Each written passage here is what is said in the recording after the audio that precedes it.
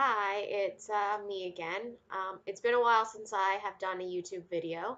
I just realized that I share an account with my son who has recently looked up my account and seen my videos. So I need to be really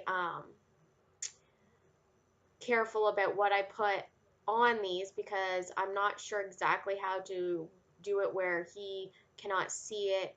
Maybe get him his own YouTube account, I think is what I'm probably going to do.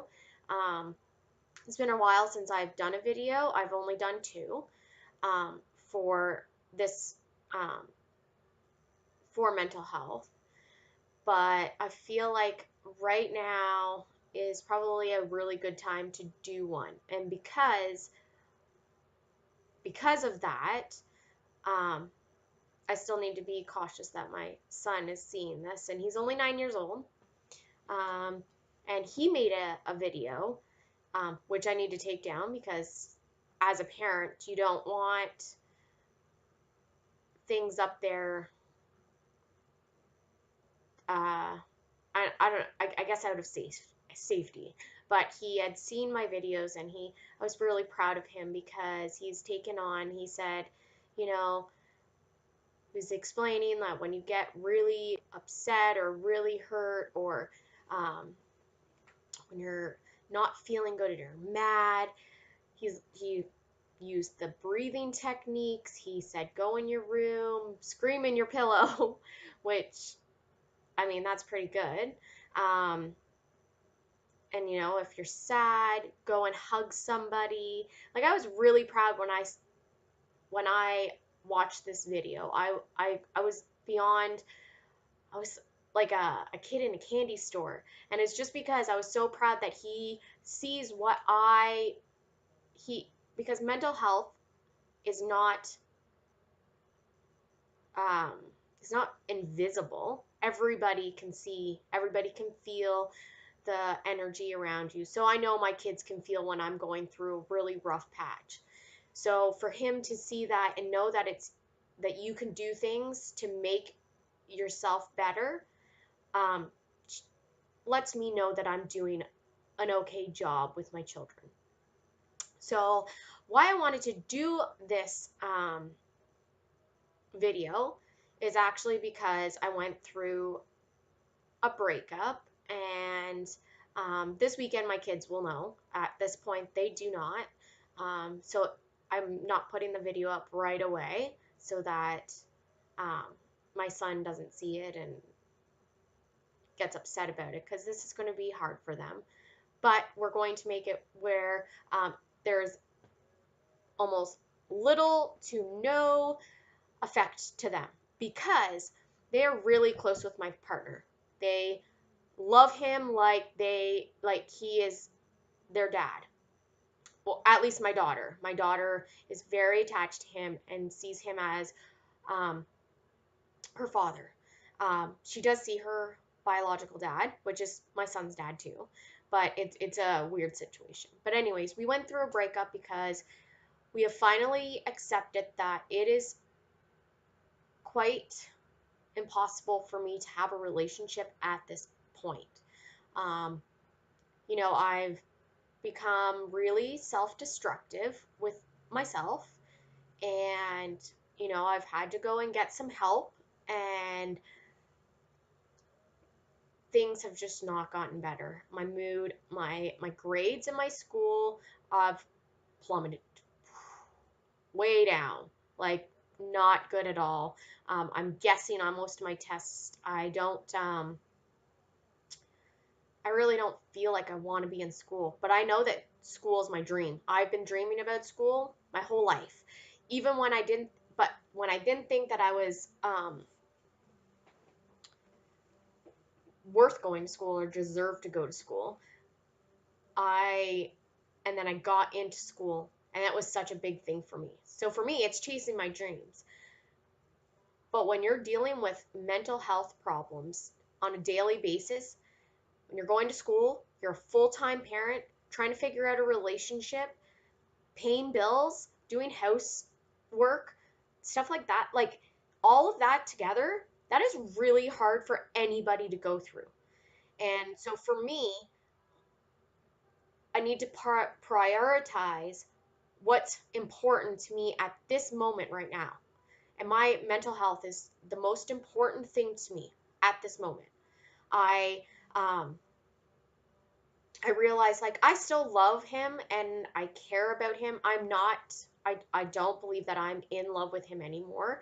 And that could be very well just because of my mental health that has just plummeted so low that I mean, I don't even love myself at this moment. So how can I love another person, and um, put the effort into a relationship when I have a hard time putting effort into myself?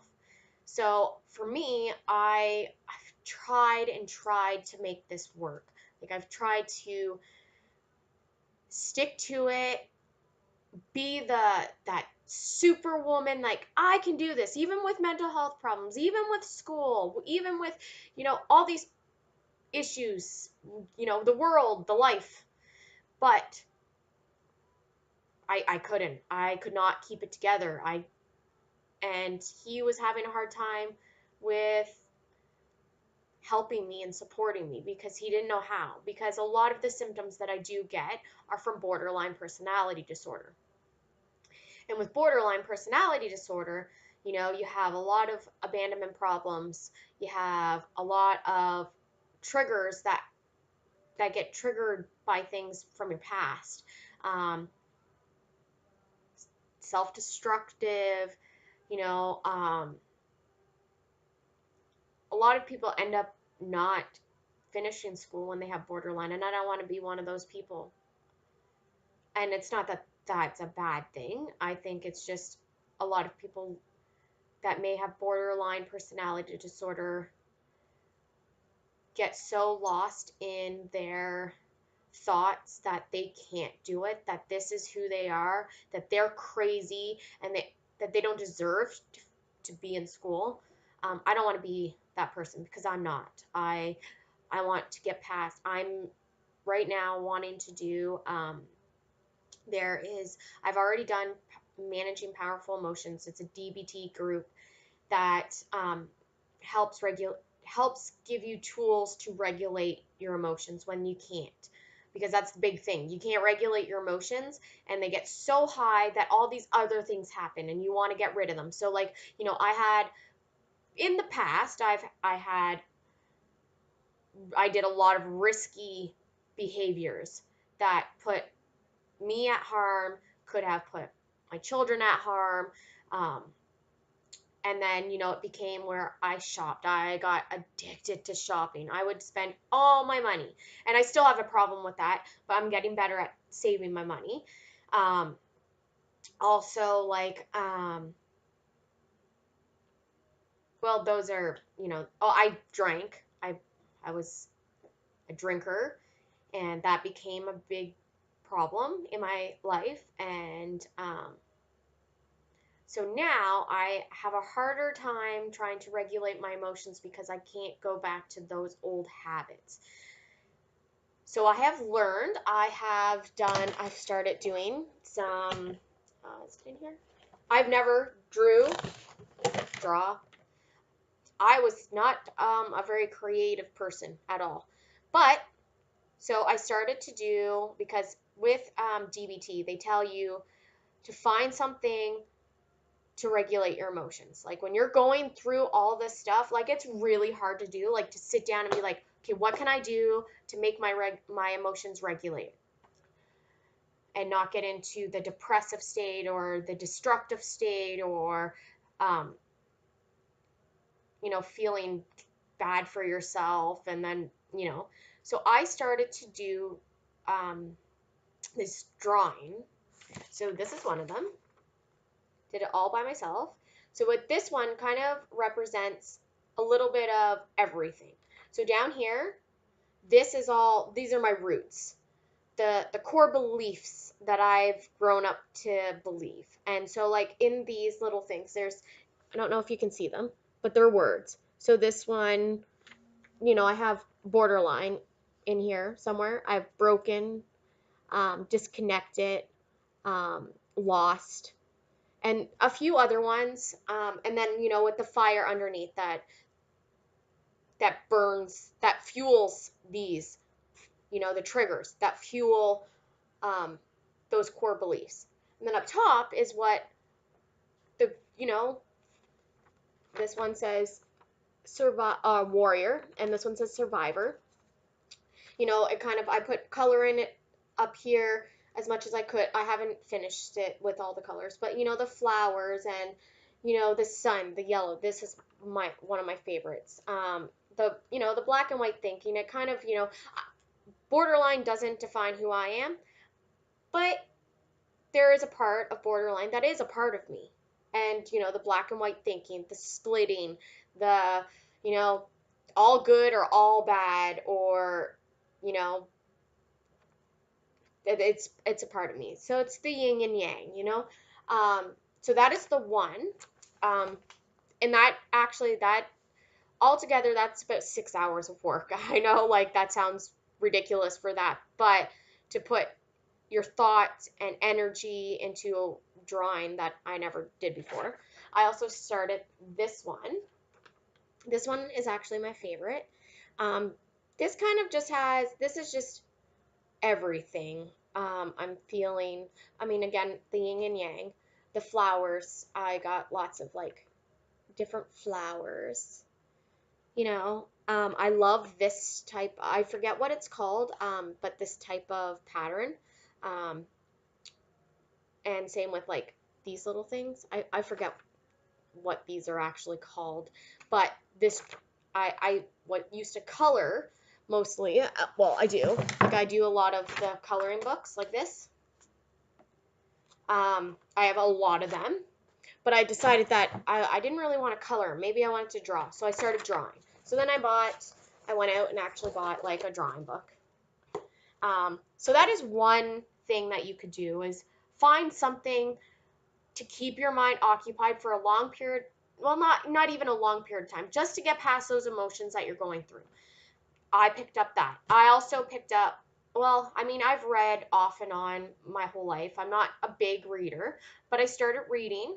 And so I do this book I just bought from Walmart, 40% off. The Girl in the Woods. It is about a girl that disappears in the woods, and she ends up uh, being murdered. But I haven't started it yet. I'm just on like one page.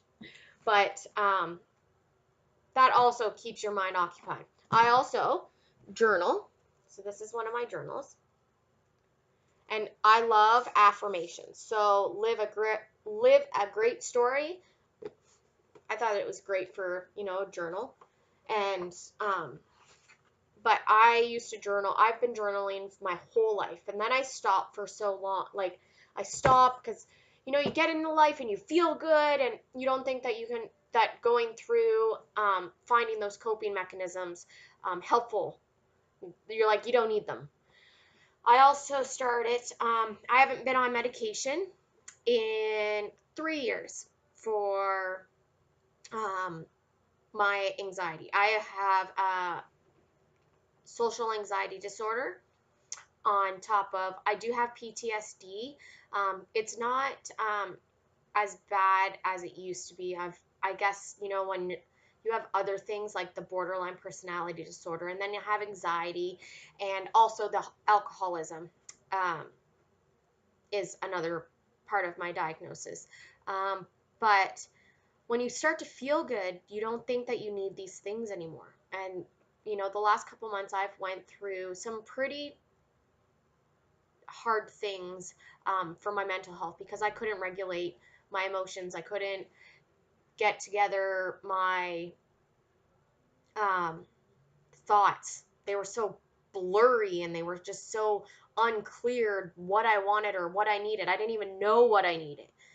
And then I had to go and get help. I went to the hospital because of some self-destructive stuff. Again, I have to be not as open because my son sees these, which I'm glad that because if he knows this stuff, it could help him understand, and with his life and stuff. But destructive, if um I'm sure you guys get the, you know, get it. But anyways, and I decided that I could not manage anymore without medication. I've been on medication off and on my whole life, and I will be 30 in May. Whew, 30, the big 30. I decided I need medication. So a month ago, just over a month ago, I got a medication, and it has started to work. I feel more clear with my mind. It's not so blurry. I can actually think in my own head, which is a really good feeling. I still have a really hard, like, medication doesn't take your symptoms away. It just helps you manage them better. It balances out, that chemical in your brain that makes it where you have a difficult time managing them. So, um, they're manageable at the moment. And so that's when I decided that I was able to actually make the decision that I could no longer be with my partner, that I couldn't do it anymore. I could not be in a relationship. My mental health it has plummeted downwards since 6 months of being with him, and I've been with him for 2 years. So for the last year and a half, it just keeps going down, down, down, down, down, down, down. And it's because I get triggered and I haven't worked on myself. I've done the DBT, but I only did the one group, and there's this group that I want to get into. It is called the Chrysalis program. It is an intensive DBT program. So it is a day program, so 3 days a week, and I think it's like 5 hours a day. I am not sure on that. I think, but I know that it's 3 or more hours a day, and I think it's a intensive, like 6 months or something. It's an intense program, but you need to do other programs to get into it because you have to be ready to be in that program. So I've done the Managing Powerful Emotions, DBT group. There's also a People's and Choices group, People Choices or something, to help with dealing with people. And I think I'm not exactly sure, but those are the other two groups I need to be in before I do the Chrysalis program. So those are what I'm working on. And until then, I'm staying single and working on my mental health. I'm staying single and not worrying about relationships or anything like that until I've done and completed the Chrysalis program. Because with the Chrysalis program, if you do it and you do all the steps, you do everything that they tell you to do, your symptoms can be almost non-existent. I mean, they're still going to be there,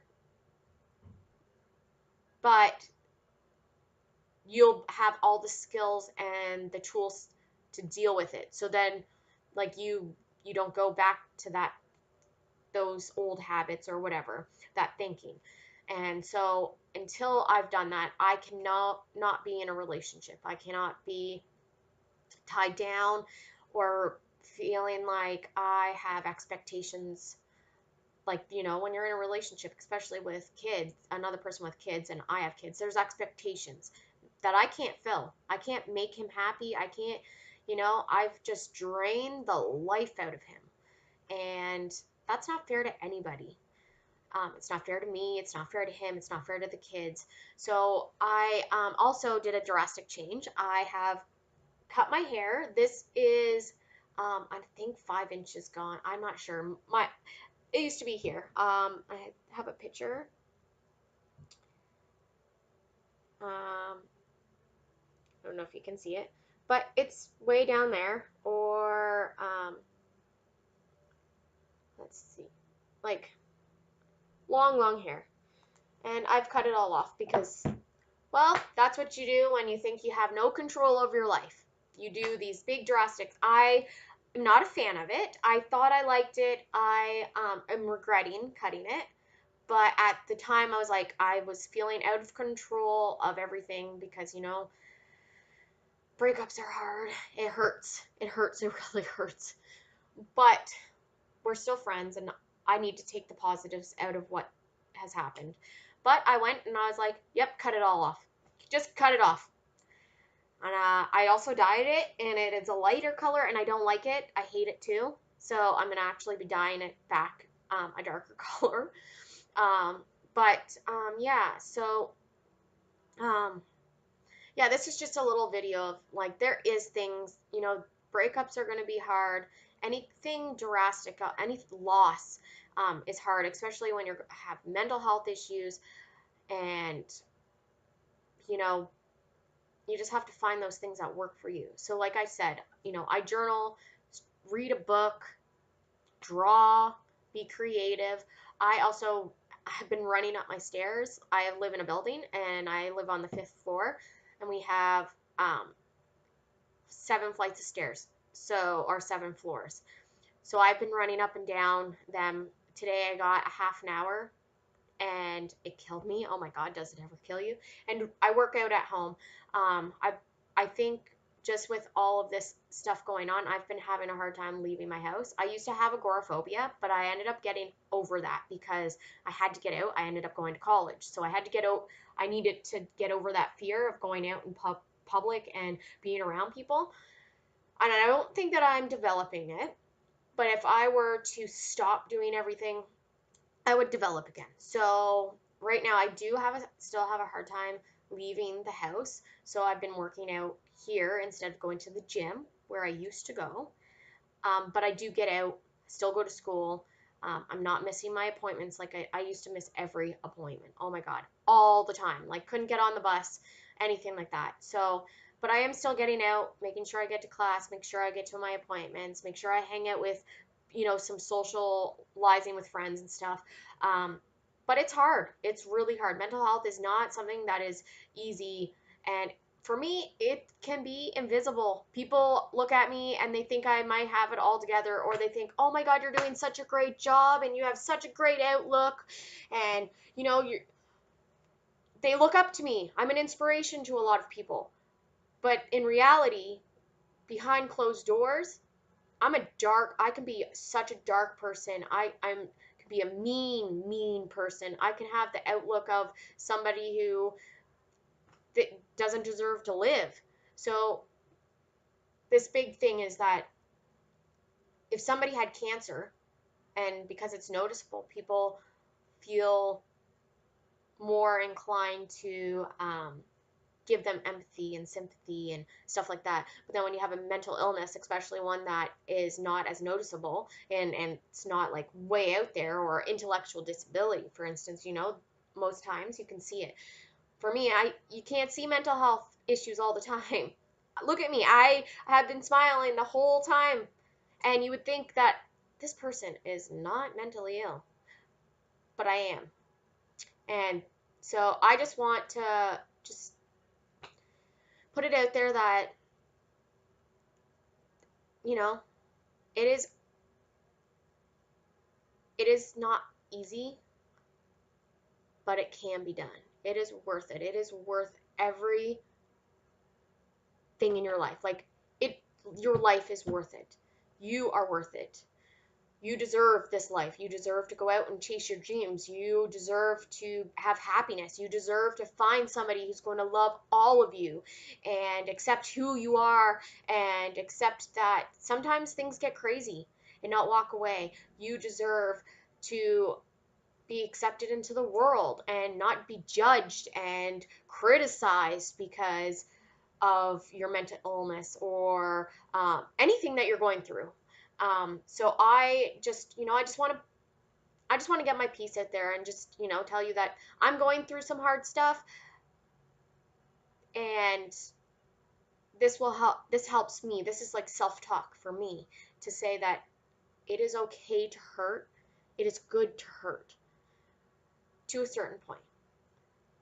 You just find those things that help regulate and help you get through those hard stuff, because you got to remember, these strong emotions or feelings are just moments, and it will pass. This shall pass. So I just want you to know that it will pass. You just got to get through the storm. There's always a sun. Well, not always, but the storm always ends. So just remember that and have a good one. Bye.